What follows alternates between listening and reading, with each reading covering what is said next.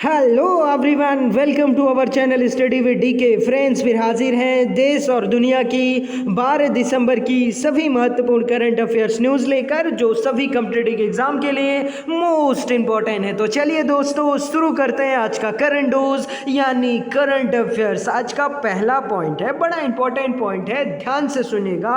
हाल ही में कौन सी नदी फ्रॉथिंग घटना के कारण चर्चाओं में है? इसका राइट आंसर है आपका यमुना नदी। अब फ्रॉथिंग को समझने से पहले इस तस्वीर को देखिए, ये है आपका यमुना नदी की तस्वीर है, ठीक है ना।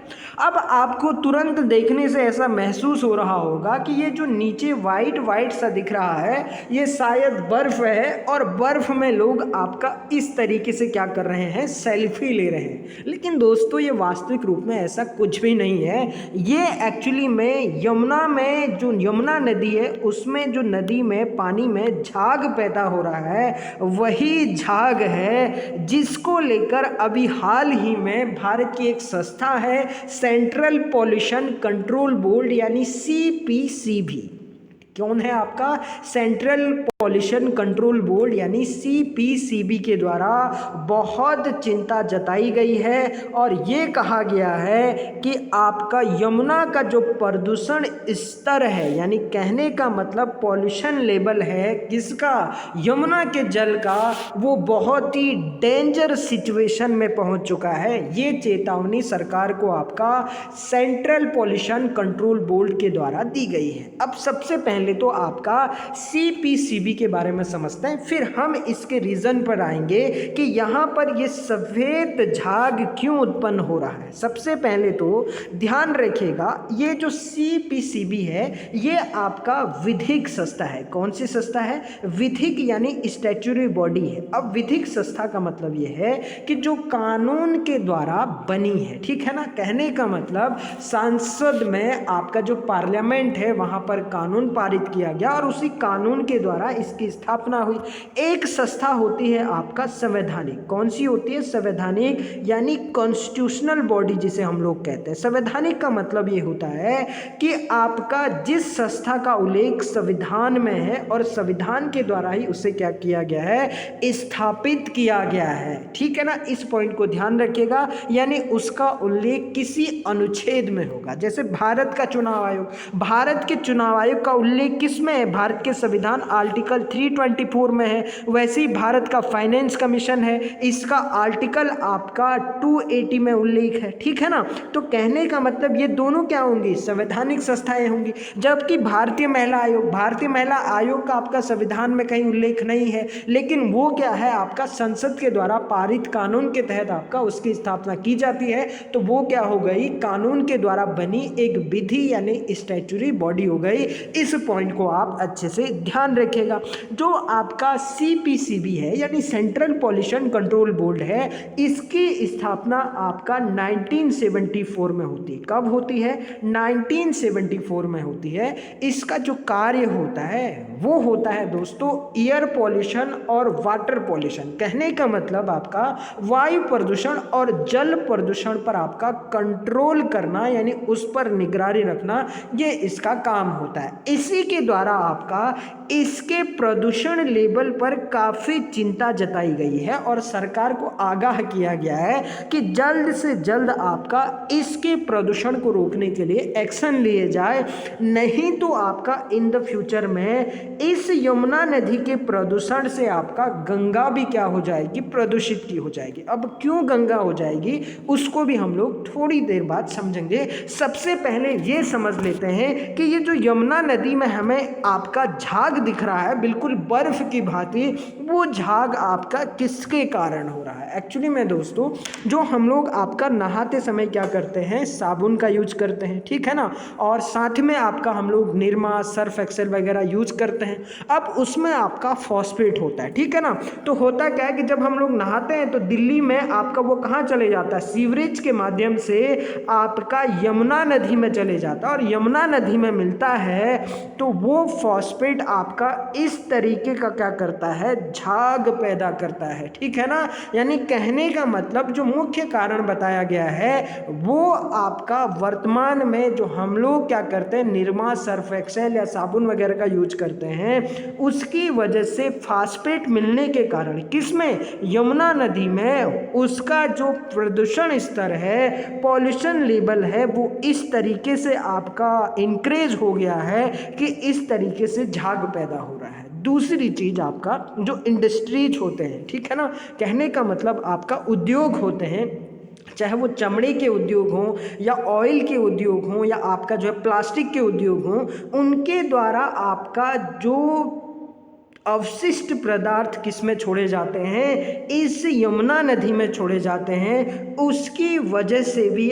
आपका यहाँ पर प्रदूषण हो रहा है। दूसरा आपका जो फार्मिंग केमिकल्स होते हैं उनके द्वारा भी आपका यहाँ पर इस तरीके का प्रदूषण स्तर क्या हो रहा है, बढ़ रहा है, जिसकी वजह से आपका ये जो वाइट वाइट हमें बर्फ की भांति दिख रहा है, ये झाग है जो पानी के लिए बहुत ही खतरनाक है, ठीक है ना। यानी कहने का मतलब पीना तो दूर की बात है, इस पानी में आपका जाने लायक भी नहीं है, इतना खतरनाक प्रदूषण स्तर अभी प्रेजेंट टाइम पर यमुना नदी का पहुंच चुका है। अब ध्यान रखिएगा कि अगर यमुना नदी का इसी तरीके से आपका जो पानी है वो प्रदूषण होते रहेगा तो इससे आपका इसके आसपास रहने वाले और आपका जिस एरिया से ये यमुना नदी गुजरती है वहाँ पर आपका पानी का जो संकट है वो बहुत खतरनाक हो जाएगा। और ऐसे सिचुएशन में अगर इस पानी का यूज वहाँ के लोग करते हैं तो वो भी क्या हो सकते हैं, बीमार पड़ सकते हैं।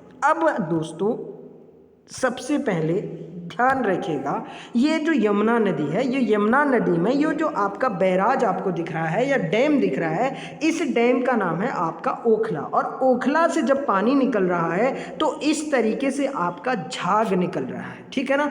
अब इस झाग से ही आपका ये चिंता जताई जा रही है कि गंगा नदी का भी पानी आपका क्या होगा, इससे प्रदूषित हो जाएगा। अब क्यों होगा, कैसे होगा, इस पॉइंट को हम लोग समझते हैं। सबसे पहले तो ध्यान रखिएगा, ये जो आपका यमुना नदी है वो उत्तराखंड के बंदरपुंछ ग्लेशियर के यमुनोत्री नामक स्थान से निकलती है। कहाँ से, आपका एक यमुनोत्री स्थान है वहाँ आपका बंदरपुंछ ग्लेशियर, कौन सा, बंदरपुंछ ग्लेशियर, इसी बंदरपुंछ ग्लेशियर से निकलती है। दूसरे मैप में हम अच्छे से देखते हैं, ये है अपना भारत और यहाँ आप देखेंगे तो यहीं पर है आपका ये उत्तराखंड, ठीक है ना। और ये है आपका ऊपर आप देखेंगे तो ये है उत्तरकाशी, इसी उत्तरकाशी के बंदरपुंछ ग्लेशियर से आपका यमुनोत्री नदी क्या करती है, निकलती है। इस पॉइंट को ध्यान रखिएगा, ठीक है ना।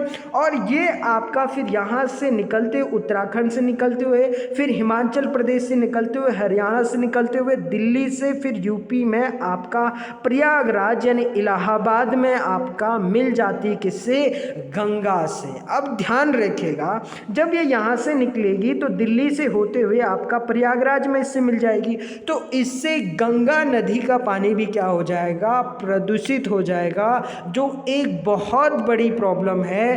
क्योंकि आपका गंगा नदी का जो पानी है वो कृषि के लिए भी यूज होता है, पीने के लिए भी यूज होता है, और आपका साथ में ही इसका जो इकोसिस्टम है गंगा का, गंगा के अंदर रहने वाले जीव वो भी आपका इसका शिकार बन सकते हैं। इसीलिए सीपीसीबी ने आपका चेतावनी दी है कि ये बहुत डेंजर सिचुएशन में पहुंच चुका है, ठीक है ना। और ध्यान रखिएगा दोस्तों, ये जो यमुना नदी है ये बंदरपुंछ से निकलती है और ध्यान रखिएगा इसकी 4 प्रमुख सहायक नदियां हैं जिसका नाम आपको ज़रूर याद होना चाहिए। एक तो है आपका चंबल, कौन सी नदी है, चंबल, इस पॉइंट को भी आप नोट कर लीजिएगा।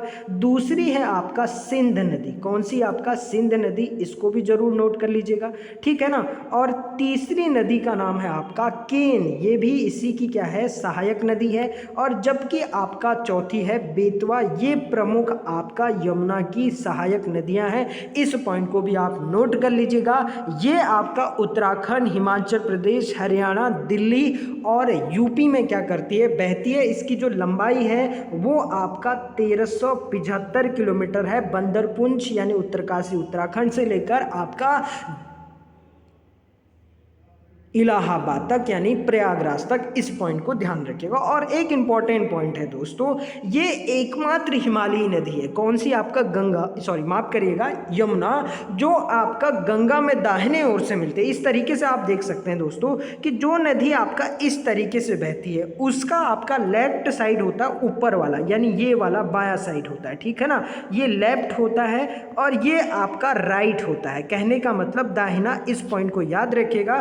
तो ये इस तरीके से आ रही है, आप देख सकते हैं मैप में, ये इस तरीके से आ रही है। आपका कहाँ से? हिमालय से आ रही है, लेकिन आपका दाहिने ओर से आपका क्या हो रही है? गंगा में, प्रयागराज में मिल रही है। जबकि अन्य हिमालयी नदियाँ आपका जितनी भी निकलती हैं हिमालय से, वो सारी की सारी आपका बाएं साइड पर आपका मिलती हैं। इस पॉइंट को भी आप अच्छे से नोट कर लीजिएगा। आई होप दोस्तों पूरा का पूरी सारी की सारी कहानी आपको समझ में आएगी, क्यों आपका पॉल्यूटेड हो रही है, रीज़न क्या है, और आपका गंगा नदी भी प्रदूषित होगी, ये क्यों कहा जा रहा है। बढ़ते हैं हम लोग अपने नेक्स्ट पॉइंट की ओर। नेक्स्ट पॉइंट बड़ा इंपॉर्टेंट है, ध्यान से सुनिएगा। हाल ही में आरबीआई ने किस बैंक का लाइसेंस रद्द किया? इसका राइट आंसर है कराद जनता सहकारी बैंक। क्या है दोस्तों? कराद जनता सहकारी बैंक। अब एक्चुअली में 3 साल से आपका आरबीआई इसको चुनौती दे रही थी, चुनौती कहें या धमकी कहें, ठीक है ना, कि भैया आप अपना सिस्टम ठीक करिए, आपका जो सिस्टम है वो सही नहीं चल रहा है, यानी जो बैंकिंग सिस्टम है, ठीक है ना। क्योंकि ये अपने को लगातार क्या दिखा रही थी? घाटे में दिखा रही थी। तो आपका अभी आरबीआई को आया गुस्सा और उन्होंने बोला कि भैया आप 3 साल से घाटा ही दिखा रहे हो, तो एक काम करते हैं, आइए आपका लाइसेंस ही रद्द कर देते हैं। अब लाइसेंस रद्द करने का मतलब क्या है कि आरबीआई ने इस बैंक की हमेशा हमेशा के लिए छुट्टी कर दी है। कहने का मतलब इस बैंक को अब बंद ही कर दिया है। अब आपका एक सवाल हो सकता है कि सर इस बैंक को बंद कर दिया है, लेकिन इसमें तो आपका लोगों ने खूब पैसे जमा किए होंगे। बिल्कुल किए होंगे, लेकिन फिर आपका एक सवाल हो सकता है कि सर तो ऐसे में जिन लोगों ने आपका यहाँ पर पैसा जमा किया होगा, क्या आरबीआई आपका उस पैसे को वापस करेगी? क्या ये कराद बैंक वापस करेगी? बिल्कुल नहीं करेगी, क्योंकि दोस्तों आपका इसके लिए कोई कानून नहीं है भारत में कि अगर आप किसी बैंक में करोड़ों रुपया जमा करते हैं और वो बैंक डूब जाता है तो आप का उसको वापस करेगी। ये ऐसा प्रावधान, ऐसा कानून भारत में है ही नहीं। लेकिन दोस्तों आरबीआई ने आपका एक बीमा योजना शुरू की थी, ठीक है ना। वो बीमा योजना का नाम है DICGC। कौन सा? आपका DICGC। इसका फुल फॉर्म होता है deposit insurance and credit guarantee corporation, ठीक है ना।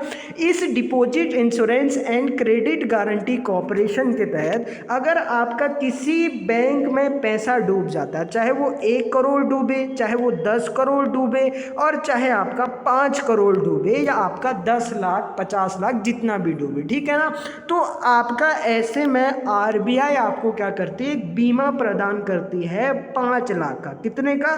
5 लाख का। कहने का मतलब आपके कितने भी रुपए डूबे, लेकिन भैया आपको इंश्योरेंस के रूप में 5 लाख रुपया दिया जाएगा, ठीक है ना।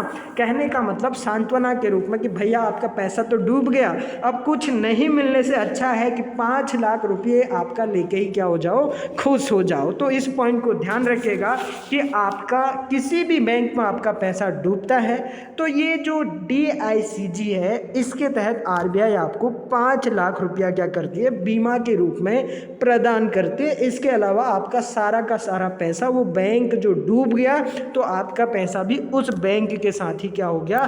डूब गया। इस पॉइंट को ध्यान रखिएगा। ये जो कराद जनता सहकारी बैंक था, ये एक्चुअली में महाराष्ट्र का एक क्षेत्रीय बैंक था। इस पॉइंट को आप अच्छे से ध्यान रखिएगा। अगर बात करें आपका आरबीआई की, यानी रिजर्व बैंक ऑफ इंडिया की, सबसे पहले तो ध्यान रखिएगा 1935 में, यानी आपका 1 अप्रैल 1935 में इस बैंक का 1934 reserve bank of India act के तहत आपका 1935 में इसका गठन होता है। ऑसबोर्न स्मिथ इसके क्या थे? पहले गवर्नर थे, यानी कहने का मतलब आरबीआई के। वर्तमान में कौन है? शक्तिकांत दास। कौन है? शक्तिकांत दास 25वें नंबर के हैं। बहुत बार आपका कौन से नंबर के हैं ये भी पूछा जा सकता है, ध्यान रखिएगा। 25वें नंबर के हैं शक्तिकांत दास। 24वें नंबर के इससे पहले कहने का मतलब थे उर्जित पटेल। इस पॉइंट को भी ध्यान रखिएगा। 1949 में इसका नेशनलाइजेशन यानी राष्ट्रीयकरण किया जाता है, यानी रिजर्व बैंक ऑफ इंडिया का। इसका हेडक्वार्टर है आपका मुंबई में। कहाँ है आपका? मुंबई। इस पॉइंट को भी आप ध्यान रखिएगा। आरबीआई में आपका एक क्या होता है? गवर्नर होता है, और आपका 4 क्या होते हैं? डिप्टी गवर्नर होते हैं। इस पॉइंट को भी आप अच्छे से नोट कर लीजिएगा। बढ़ते हैं हम लोग अपने नेक्स्ट पॉइंट की ओर। नेक्स्ट पॉइंट बड़ा इंपॉर्टेंट है। हाल ही में इंटरनेशनल किंग भूमि बोल वर्ल्ड सॉइल अवार्ड 2020 किसे प्रदान किया गया? ये प्रदान किया गया है ICAR को। किसे किया गया है? आपका ICAR। इस पॉइंट को अच्छे से ध्यान रखिएगा। ICAR का मतलब है Indian council of agriculture research. इस पॉइंट को अच्छे से याद रखिएगा। कहने का मतलब भारतीय कृषि अनुसंधान परिषद। क्या? आपका भारतीय कृषि अनुसंधान परिषद, इसको आपका कौन सा अवार्ड प्रदान किया गया है? भूमि बोल वर्ल्ड सॉइल अवार्ड 2020 से इन्हें सम्मानित किया गया है। अब ध्यान रखिएगा दोस्तों, ये जो अवार्ड है एक्चुअली में आपका वर्ल्ड सॉइल डे के दिन प्रदान किया गया। और वर्ल्ड सॉइल डे यानी कहने का मतलब विश्व मृदा दिवस, जिसके बारे में मैंने कुछ दिन पहले बताया था, 5 दिसंबर को मनाया जाता है। अब ध्यान रखिएगा, ये पुरस्कार एक्चुअली में FAO के द्वारा प्रदान किया जाता है। किसके द्वारा? FAO यानी फूड एंड एग्रीकल्चर ऑर्गेनाइजेशन। किसके द्वारा?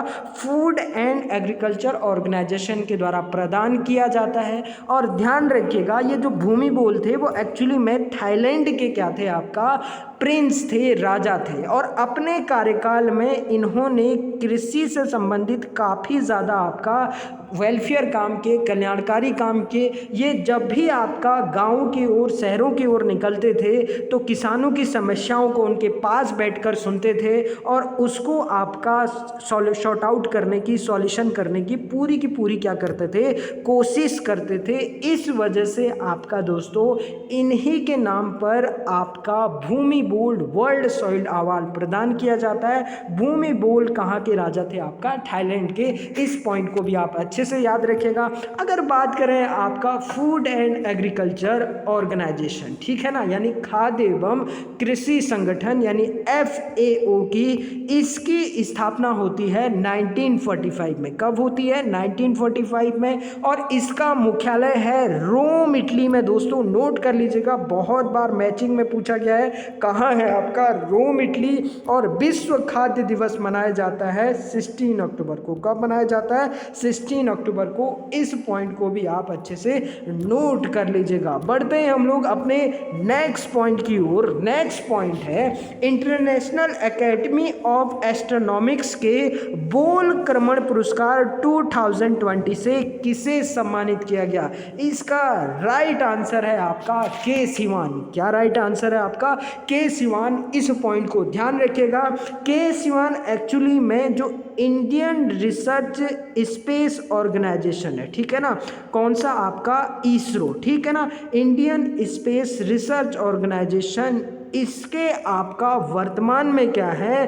अध्यक्ष हैं। और आपका ध्यान रखिएगा, इन्हीं को इंटरनेशनल एकेडमी ऑफ एस्ट्रोनॉमिक्स के बोल क्रमण पुरस्कार 2020 से सम्मानित किया गया है। अगर बात करें आपका इसरो की, ध्यान रखिएगा, इसकी स्थापना 15 अगस्त 1969 को होती है। कब होती है? 15 अगस्त 1969 को होती है।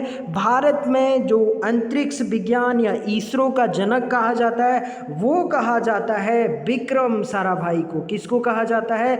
विक्रम साराभाई को। इस पॉइंट को भी अच्छे से नोट कर लीजिएगा और ध्यान रखिएगा, इसका जो मुख्यालय है वो है आपका बंगलुरु में। कहाँ है आपका? बंगलुरु में। इस पॉइंट को भी अच्छे से नोट कर लीजिएगा। ये है आपका के सिवान साहब। इनके आपका अंतरिक्ष में जो इनके अनुसंधान हैं या भारत में जो इसरो में इन्होंने डिफरेंट आपका मिशन भेजे हैं, उसमें इनको योगदान के लिए ही ये पुरस्कार आपका अभी हाल ही में इनको प्रदान किया गया है। तो बढ़ते हैं दोस्तों अपने नेक्स्ट पॉइंट की ओर। नेक्स्ट पॉइंट है, हाल ही में किस देश ने इस्लामिक कट्टरपंथी के खिलाफ एक नया कानून पेश किया? इसका राइट आंसर है आपका फ्रांस। अब ध्यान रखिएगा, जो इस्लामिक आपका जो है रेडिकलिज्म है, इसके खिलाफ हाल ही में जो फ्रांस है उसने आपका एक कानून क्या किया है, पेश किया है। ठीक है ना। अभी आपका दोस्तों होगा क्या कि इनके संसद में उसको रखा जाएगा, फिर वो पारित होगा और उसके बाद आपका जो है क्या क्या होता है। लेकिन ध्यान रखिएगा ये काफ़ी चर्चाओं में है। ठीक है ना।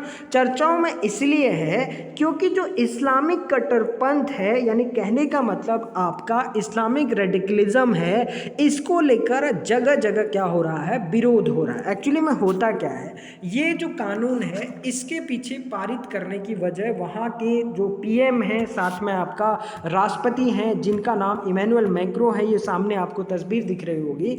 इन्होंने कहा है कि आपका ये जो कानून है, यानी कहने का मतलब इस्लामिक रेडिकलिज्म है, ये आपका किसी धर्म के खिलाफ नहीं है और ना ही आपका मुस्लिम धर्म के खिलाफ है, परंतु यह आपका रेडिकलम इस्लामिज्म के खिलाफ है। और रेडिकलम इस्लामिज्म से बचने के लिए आपका ये बिल लाया जा रहा है। ठीक है ना।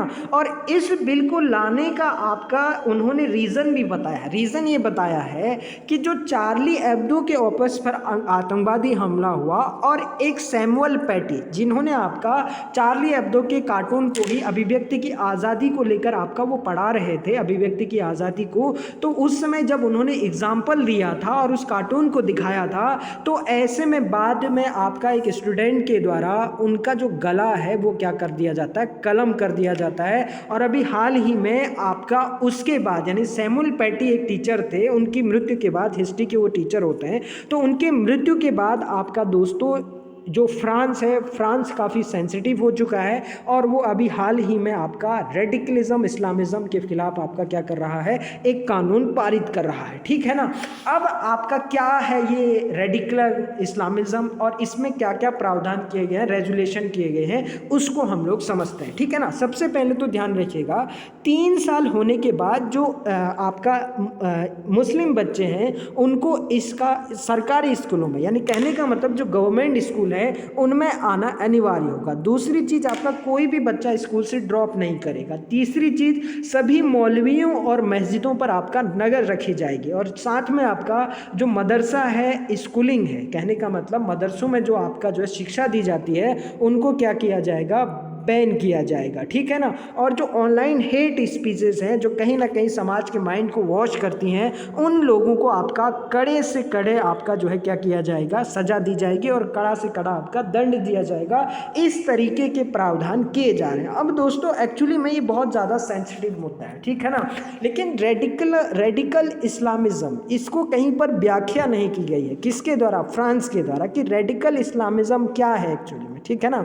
इसको लेकर उसने ना उस बिल में प्रावधान कर रखा है, ना कहीं पर आपका इसकी चर्चा कर रही। ठीक है। तो इस वजह से आपका पूरे विश्व में इस तरीके से इसका विरोध हो रहा है। खासकर जो इस्लामिक कंट्रीज हैं या अरब कंट्रीज हैं या गल्फ कंट्रीज हैं, यहाँ पर आपका इसके कानून का बड़ा जबरदस्त तरीके से क्या हो रहा है, विरोध हो रहा है और लोग सड़कों पर आ रहे हैं। और आपका जो फ्रांस का सेकुलरिज्म है, यानी कहने का मतलब वहाँ का जो पंथ निरपेक्षता है, उस पर आपका सवाल उठाया जा रहा है। और फ्रांस में भी कुछ लोग इसका क्या कर रहे हैं, विरोध कर रहे हैं। लेकिन ये जो कानून है वो अब ला चुके हैं। अब होगा क्या, यहाँ की संसद में आएगा। कहाँ पर आपका, यानी फ्रांस की संसद में आएगा। एक्चुअली में दोस्तों फ्रांस में भी भारत की तरह 2 सदन है। जैसे हम लोग भारत में देखते हैं ना, भारत में 2 सदन कौन कौन से हैं, एक तो आपका लोकसभा है और एक आपका राज्यसभा है। इसी तरीके से यहाँ पर आपका हाउस ऑफ रिप्रेजेंटेटिव है। क्या है? हाउस ऑफ रिप्रेजेंटेटिव है। और दूसरी आपका सीनेट है। कौन सी है आपका? दूसरी आपका सीनेट है। इस पॉइंट को आप अच्छे से ध्यान रखिएगा। और आपका जब यहाँ से पारित होगा तो ये प्रेसिडेंट के पास जाएगा, और जब आपका प्रेसिडेंट इसको पारित कर देगा तो उसके बाद ये एक क्या बन जाएगा? कानून बन जाएगा। ठीक है ना। तो आगे दोस्तों इसका विरोध तो हो रहा है, फ्रांस के जो प्रोडक्ट है उनका भी आपका बाइकआउट किया जा रहा है बहुत से कंट्रीज में। तो आगे क्या क्या किस तरीके से ये लेके जाता है, क्योंकि इसकी कोई व्याख्या नहीं की गई है और इससे कहीं ना कहीं दुनिया में एक अलग तरीके का भी मैसेज जाएगा। लेकिन देखते हैं आगे क्या क्या होता है। कुछ अपडेट आता है तो हम इससे ज़रूर आपको क्या करेंगे? रूबरू कराएंगे। बढ़ते हैं हम लोग अपने नेक्स्ट पॉइंट की ओर। नेक्स्ट पॉइंट है, हाल ही में इजराइल को एक देश के रूप में मान्यता देने वाला चौथा अरब देश बन गया है। इसका राइट आंसर है मोरक्को। अब दोस्तों कुछ दिन पहले मैंने आपको एक बड़ा इंपॉर्टेंट जो है सवाल बताया था, समझाया था, कॉन्सेप्ट समझाया था, जो था आपका अब्राहम अकॉर्ड। क्या बताया था आपको? Abraham accord. अगर आपको ध्यान हो तो इस अब्राहम अकॉर्ड के तहत मैंने ये कहा था कि पहले आपका जो इस्लामिक कंट्रीज थे वो बिल्कुल भी आपका इजराइल को एक देश के रूप में मान्यता नहीं देते थे। ठीक है ना। लेकिन हुआ क्या कि अब्राहम अकॉर्ड के थ्रू जो यूएई ने, कहने का मतलब आपका यूनाइटेड अरब अमीरात है, जब इसने आपका इजराइल को एक देश के रूप में मान्यता दी तो उसके बाद आपका अन्य देशों ने भी इसमें क्या किया? इनिशिएट किया। और प्रेजेंट टाइम पर टोटल 4, कितने आपका? 4 कंट्रीज के द्वारा, जो गल्फ कंट्रीज हैं उनके द्वारा इसको, यानी अरब देश है उनके द्वारा मान्यता दे दी गई है। किसको? आपका इजराइल को एक देश के, सॉरी माफ करिएगा, आपका इजराइल को एक देश के रूप में। इस पॉइंट को आप अच्छे से ध्यान रखिएगा। अब आपका यहाँ पर समझते हैं कि मोरक्को को क्या ज़रूरत पड़ी कि इजराइल को उसे एक देश के रूप में मान्यता देना पड़ा, जबकि इससे पहले मोरक्को लंबे समय से इजराइल को एक देश के रूप में नहीं मानता था। ऐसा क्या हुआ और क्या है इसका रीज़न, समझेंगे पूरी की पूरी कहानी को। सबसे पहले ये है आपका अफ्रीका का मैप। अब जब अफ्रीका के बिल्कुल हम साइड में आते हैं, ठीक है ना, तो ये जो आपको यहाँ पर दिख रहा है ये है आपका मोरक्को। क्या है आपका? मोरक्को। अगर आप इसके नॉर्थ और आपका जो है वेस्टर्न साइड पे देखेंगे, नॉर्थ वेस्ट में देखेंगे, तो यहीं पर एक देश है जिसका नाम है आपका मोरक्को। ये पूरा का पूरा मोरक्को है। और छोटे मैप में देखते हैं, ये है आपका दूसरा मैप। ये जो पूरा आपको यहाँ पर एरिया दिख रहा है ये पूरा का पूरा आपका क्या है? मोरक्को है। अब ध्यान रखिए दोस्तों, ये जो मोरक्को है इसने आपका अभी हाल ही में इजराइल को एक देश के रूप में मान्यता दे रखी है। अब ध्यान रखिएगा, सबसे पहले तो आपका इस तरीके से समझिए कि 4 देश अब टोटल हो चुके हैं जिसने, अरब देशों ने आपका इजराइल को क्या दे दी है? एक देश के रूप में मान्यता दे दी है। नोट कर लीजिएगा, एक तो है आपका यूएई, दूसरा है आपका बहरीन। कौन है आपका? बहरीन। और तीसरा है आपका सूडान। कौन सा है आपका? सूडान। इसने भी आपका क्या दे दी है? मान्यता दे दी है। इस पॉइंट को आप ध्यान रखिएगा। और चौथा हो गया आपका मोरक्को। अब मोरक्को ने क्यों दी इसको हम लोग समझते हैं। इसकी जो राजधानी है वो है आपका रवाद। क्या है आपका? रवाद। इसको भी आप नोट कर लीजिएगा। अब ये जो समझौता कराया है वो कराया है आपका डोनाल्ड ट्रंप ने। किसने कराया है? डोनाल्ड ट्रंप ने।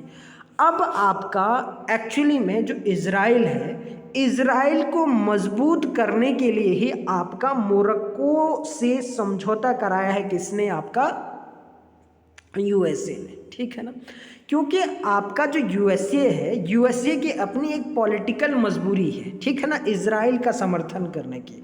वो पॉलिटिकल मजबूरी इसलिए है क्योंकि आपका गल्फ कंट्रीज में एक अलायंस है, ठीक है ना। जो भी आपका घटनाएं या जो भी आपका डिप्लोमेटिक पॉलिसी वहाँ पर लागू करनी होती है, किसी संगठन को मारना होता है, किसी संगठन को आपका जो है उठाना होता है, किसी व्यक्ति विशेष को मारना होता है, किसी देश में आपका अगर हमला करना होता है, इस तरीके से आपका इन पूरा का पूरा गल्फ कंट्रीज में जो इंटरफ्रेंस करता है यूएसए, वो इजराइल के थ्रू करता है, ठीक है ना। और इजराइल को वो आपका एक हिसाब से हथियार के रूप में क्या करता है, इस्तेमाल करता है। तो यहाँ पर आप ध्यान से सुनिएगा दोस्तों, होता क्या है कि आपका इजराइल को मजबूत करने से यूएसए को बहुत ज़्यादा फ़ायदा होता है। नंबर एक तो उसके गल्फ कंट्रीज़ में उसको कुछ करने की ज़रूरत नहीं होती है, वो इजराइल को आपका कहता है और इजराइल उसका काम तमाम कर देता है। जैसे अभी ईरान में क्या हुआ कि ईरान के जो प्रमुख आपका जो है परमाणु वैज्ञानिक थे, उनकी क्या कर दी गई, ईरान के जो माफ़ करेगा, इजराइल के जो मोसाद आपका जो है खुफिया एजेंसी है, उसके द्वारा क्या कर दिया गया, मार दिया गया। तो ये आपका कहीं ना कहीं यूएसए की क्या थी, स्ट्रेटजी थी। अब यहाँ पर भी यूएसए की स्ट्रेटजी है इजराइल को मजबूत करने की, क्योंकि इजराइल मजबूत होगा तो कहीं ना कहीं यूएसए की जो आपका पॉलिटिकल विल है वो कहीं ना कहीं ग्रोथ करेगी। वो कैसे करेगी, क्योंकि यूएसए में जो यहूदी हैं उनकी अच्छी खासी संख्या है, पहली बात, ठीक है ना।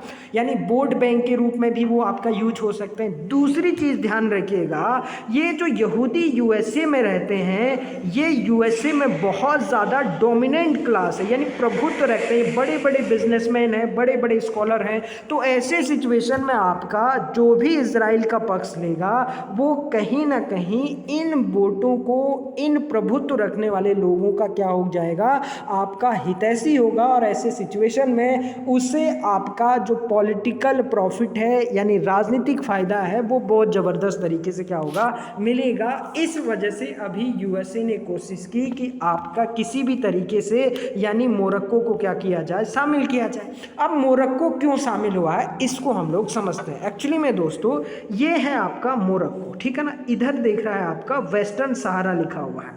अब ध्यान रखिएगा दोस्तों, लगभग आपका यानी 2020 से पहले अधिकतर दुनिया के देश आपका मोरक्को का पार्ट वेस्टर्न सहारा को नहीं मानते थे। ये जो नीचे वेस्टर्न सहारा है इसे आपका मोरक्को का पार्ट नहीं माना जाता था, ठीक है ना। लेकिन क्या हुआ कि मोरक्को ने धीरे धीरे इस वेस्टर्न सहारा पर, ये देखिए आप, ये नीचे वाला एरिया, इसको वेस्टर्न सहारा बोला जाता है। प्रेजेंट टाइम पर ये मोरक्को का ही पार्ट है, लेकिन दुनिया इसको नहीं मानती थी इससे पहले, ठीक है ना। अभी भी बहुत से कंट्रीज नहीं मानते हैं। अब आपका हुआ क्या, मोरक्को ने भी जिस तरीके से फिलिस्तीन में इजराइल ने धीरे धीरे फिलिस्तीन को ही क्या कर दिया, ख़त्म कर दिया।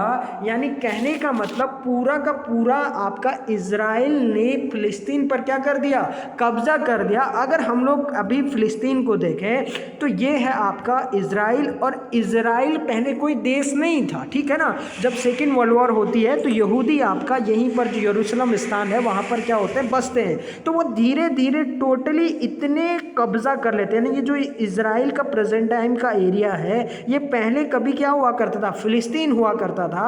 अब सिर्फ एक गाजा पट्टी हो गया यहाँ पर और आपका गोलन हाइट, इन दोनों स्थान पर ही फिलिस्तीन के आपका जो है जो मूल निवासी हैं वो बच गए हैं। अदरवाइज इस पूरे एरिया पर किसने कब्जा कर लिया, इजराइल ने आपका पूरा का पूरा कब्जा कर लिया है। यही सिचुएशन आपका मोरक्को को भी होती है। ये आपका जो वेस्टर्न सहारा है, ये वेस्टर्न सहारा कभी आपका एक कंट्री के रूप में हुआ करता था, ठीक है ना, एक अलग देश के रूप में। अभी भी इस वेस्टर्न सहारा को आपका बहुत से देश आपका एक देश के रूप में मानते हैं। और मोरक्को ने जो यहाँ पर आपका ज़बरदस्ती अधिकार किया है इसका क्या करते हैं, विरोध करते हैं, ठीक है ना। लेकिन अब ये जो मोरक्को है इसने यहाँ पर पूरा का पूरा क्या कर लिया है, कब्जा कर लिया है, ठीक है ना। जैसे ही आपका इजराइल ने फिलिस्तीन में किया है, यानी कहने का मतलब वेस्टर्न सहारा लोगों को इतना सीमित कर दिया है कि इसने इस पूरे आपका एरिया पर कब्जा कर लिया है। अब हुआ क्या, यहाँ पर डोनाल्ड ट्रंप ने ये कहा, ठीक है ना। कहने का मतलब आपका जिस तरीके से इजराइल ने पूरे क्षेत्र पर कब्जा कर लिया वैसे ही आपका मोरक्को ने भी इस पर कब्जा कर लिया। अब इजराइल का दोस्त कौन है, यूएसए। यूएसए का दोस्त कौन है, इजराइल। इजराइल आपका यूएसए के फेवर में बात करता है और यूएसए आपका इजराइल के फेवर में बात करता है। और प्रेजेंट टाइम पर आपका यूएसए विश्व की महाशक्ति है, यानी जो यूएसए बोलेगा उसको धीरे धीरे सारे देश क्या कर देते हैं, लगभग मान्यता दे ही देते हैं।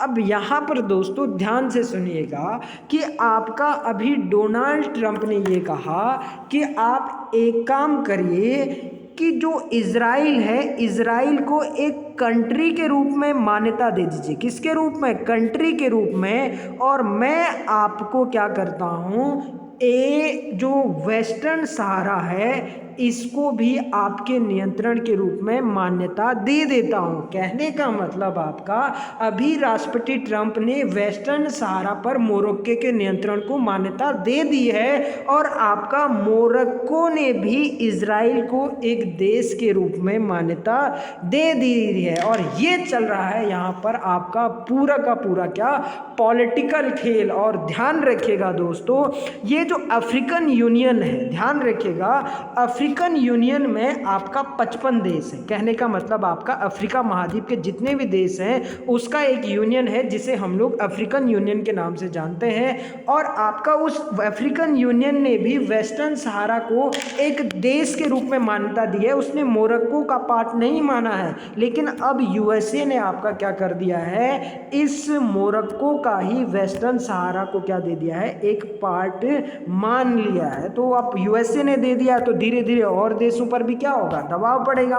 तो ऐसे सिचुएशन में आपका दोस्तों यहाँ पर आपका जो वेस्टर्न सहारा है वो एक टाइम पर आपका धीरे धीरे क्या हो जाएगा, सारे देशों के द्वारा मान्यता प्राप्त होने के बाद वो मोरक्को का पार्ट विश्व की नज़र में भी हो जाएगा। तो आई होप दोस्तों, क्या थी पूरी मोरक्को की कहानी, आपको समझ में आई होगी। क्या यहाँ पर पॉलिटिकल गेम है यूएसए का और क्या पॉलिटिकल गेम है आपका मोरक्को का।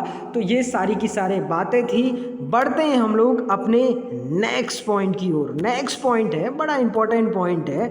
हाल ही में टाइम मैगजीन द्वारा, ठीक है ना, टाइम मैगजीन द्वारा पर्सन ऑफ द ईयर, क्या दोस्तों, पर्सन ऑफ द ईयर किसे चुना गया? ए ऑप्शन है एंजेला मर्केल, बी ऑप्शन है जो बाइडन, सी ऑप्शन है कमला हैरिस और डी ऑप्शन है बी और सी। और ध्यान रखिएगा दोस्तों, इस बार आपका दो व्यक्तियों को यानी जो बाइडन और कमला हैरिस को आपका टाइम मैगजीन ने पर्सन ऑफ द ईयर 2020 चुना है। इस पॉइंट को ध्यान रखिएगा। जो बाइडन जो 20 जनवरी को अमेरिका के राष्ट्रपति के रूप में क्या करेंगे, शपथ लेंगे। और कमला हैरिस आपका यूएसए की उपराष्ट्रपति हैं, पहली महिला उपराष्ट्रपति है। ये देख सकते हैं आप इस तरीके से कवर पेज पर इन दोनों की तस्वीर, और आपका इनको time person of the year 2020 से क्या किया गया है, नवाजा गया है। इस पॉइंट को ध्यान रखिएगा। कुछ दिन पहले मैंने दोस्तों time kid of the year के बारे में बताया था, जो भारतीय मूल की आपका 16 साल की एक लड़की थी जिसका नाम था गीतांजलि राव, ठीक है ना।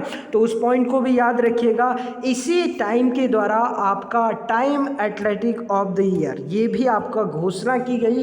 इस पॉइंट को भी आप अच्छे से ध्यान रखिएगा। ये चुना गया है आपका, एथलेटिक्स का नाम है लेब्रॉन जेम्स। क्या नाम है आपका, लेब्रॉन जेम्स। इसको भी दोस्तों नोट कर लीजिएगा, ये भी आपका एग्जाम में पूछा जा सकता है। पर्सन ऑफ द ईयर तो मोस्ट इंपॉर्टेंट है। 2019 में स्वीडन की जो पर्यावरण कार्यकर्ती थी 2019 में आपका चुना गया था ग्रेटा थनबर्ग को। इस पॉइंट को भी आप नोट कर लीजिएगा। बढ़ते हैं हम लोग अपने नेक्स्ट पॉइंट की ओर। नेक्स्ट पॉइंट है, हाल ही में हनुकाह पर्व चर्चाओं में था। यह कहाँ मनाया जाता है? ये मनाया जाता है आपका इजराइल में। कहाँ मनाया जाता है? इजराइल में। एक्चुअली में ये यहूदी धर्म का त्योहार है। और अभी आपका हिब्रू भाषा में प्रधानमंत्री नरेंद्र मोदी जी ने आपका इजराइल वासियों को और इजराइल के जो प्रधानमंत्री नेतन्याहू हैं उनको आपका बधाई दी। इस वजह से ये हनुकाह पर्व चर्चाओं में है। जिस तरीके से दोस्तों आपका हमारे देश में दीपावली मनाई जाती है और आपका उस दिन खूब सारे दिए मोमबत्तियां वगैरह जलाए जाते हैं, यहाँ पर भी खूब सारी मोमबत्तियां जलाई जाती हैं। और आपका ये जो हनुकाह त्यौहार है ये इजराइल के प्रमुख त्योहारों में से है। इस पॉइंट को भी आप अच्छे से ध्यान रखिएगा। बढ़ते हैं हम लोग अपने नेक्स्ट पॉइंट की ओर। नेक्स्ट पॉइंट है, बड़ा इंपॉर्टेंट है, ध्यान से सुनिएगा। हाल ही में मंगलेश डबराल का निधन हुआ। वह किस भाषा के कवि थे? इसका राइट आंसर है वो हिंदी भाषा के कवि थे। अब ध्यान रखिएगा दोस्तों, 16 मई 1921 को आपका मंगलेश डबराल जी का काफल पानी गांव टिहरी गढ़वाल उत्तराखंड में क्या होता है, जन्म होता है। और इनकी मृत्यु 9 दिसंबर 2022 को होती है। इस पॉइंट को भी नोट कर लीजिएगा। ये आपका दोस्तों बहुत ही फेमस कवि थे हिंदी साहित्य के, और ध्यान रखिएगा 2000 में आपका इनके साहित्य हम जो सपने देखते हैं, यानी हम जो सपने देखते हैं, इसके लिए आपका साहित्य अकादमी अवार्ड से क्या किया गया, सम्मानित किया गया। इस पॉइंट को भी ध्यान रखिएगा। इनकी प्रमुख रचनाओं में आपका दोस्तों घर का रास्ता 1998 में, हम जो देखते हैं 1995 में, जिन्हें आपका जो है 2000 में साहित्य अकादमी पुरस्कार मिला था इसी के लिए। आवाज एक जगह है, बहुत ही फेमस आपका इनकी रचना है। और नए युग में शत्रु, ये भी आपका दोस्तों इनकी प्रमुख रचनाओं में से एक है। तो ये था दोस्तों आज की सभी महत्वपूर्ण करंट अफेयर्स का एनालिसिस, जो सभी कॉम्पिटिटिव एग्जाम के लिए मोस्ट इंपॉर्टेंट है। तो चलिए दोस्तों, मिलते हैं फिर एक करंट अफेयर्स न्यूज के साथ। तब तक आप पढ़ते रहिए। Thank you very much. God bless you all.